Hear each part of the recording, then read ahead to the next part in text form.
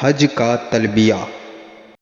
لبیک اللہم لبیک، لبیک لا شریک لک لبیک، ان الحمد والنعمت لک والملک لا شریک لک۔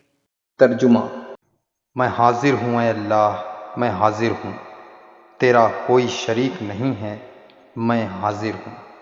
بے شک حمد اور نعمت تیرے ہی لیے ہے اور ملک بھی تیرا ہی ہے، تیرا کوئی شریک نہیں۔ مشکوٰۃ۔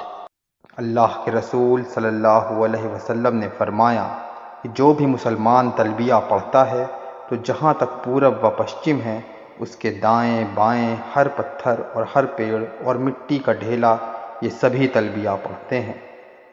ترمذی۔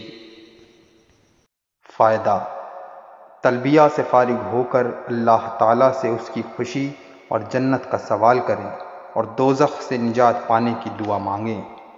مشکوٰۃ۔